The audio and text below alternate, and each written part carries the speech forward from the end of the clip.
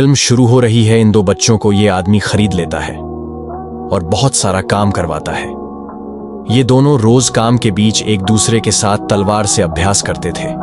वो दोनों ही बड़े होकर अच्छे जनरल बनना चाहते थे और देखते ही देखते दोनों बड़े हो जाते हैं और काफी अच्छे फाइटर बन जाते हैं। तभी इनको वहां पर जनरल मिलता है जो इन दोनों को लड़ता देखता है।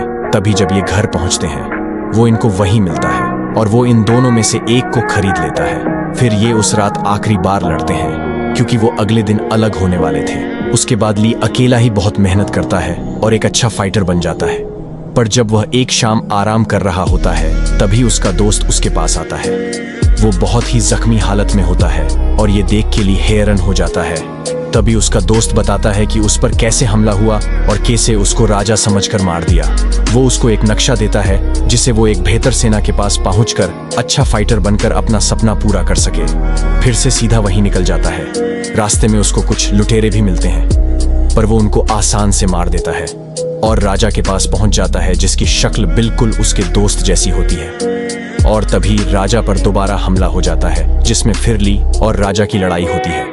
कभी ली हार तो कभी दुश्मन, पर लास्ट ली ही जीत जाता है। वो राजा से अभी भी नाराज था पर उसको साम्राज्य की ज्यादा चिंता थी तो वो उस वक्त उसकी मदद करता है अपने दोस्त की तरह। फिर राजा उसको सारी बात बताता है कि कैसे उसके भाई ने उसका राज ले लिया और अब वो गलत काम कर रहा है और इसलिए ही वो राजा को मारना चाहता है और उसको रोकना बहुत जरूरी है। फिर ले और राजा दोनों साथ में काम करना शुरू कर देते हैं। तभी जब ली और राजा के साथ जा रहे थे तभी एक आदमी उन पर जहर खाने वाली नेडल फेंकता है। फिर वहां दोबारा ली और उसकी लड़ाई दिखाई जाती है पर ली को भी जहर लग जाता है और ली बेहोश हो जाता है।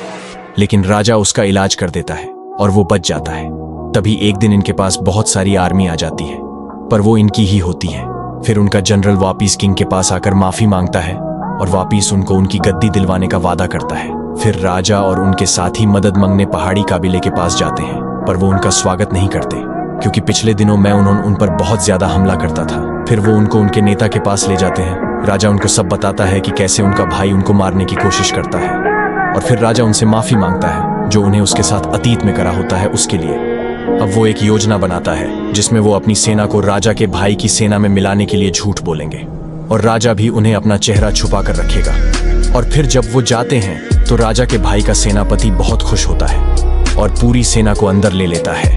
वो अंदर जाते ही हमला शुरू कर देते हैं और अपना मास्क भी हटा लेते हैं। फिर वहां बहुत खतरनाक लड़ाई होती है। राजा और बाकी सब लोग डर जाते हैं क्योंकि वो सेना बहुत मजबूत होती है।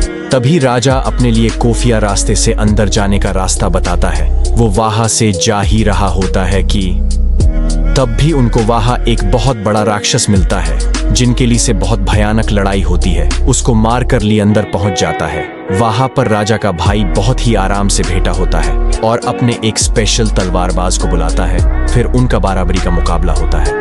वहां पर भी काफी बार हारता हुआ बच जाता है और आखिर में जीत जाता है। ये देखकर राजा का भाई डर जाता है और भर भागने लगता है। वहां पर उसको खुद ही राजा मिल जाता है। फिर राजा और उनके भाई की लड़ाई होती है जिसमें राजा बड़े आराम से जीत जाता है और तभी वह एक बहुत बड़ा आदमी आता है पर वो उनका दुश्मन नहीं होता।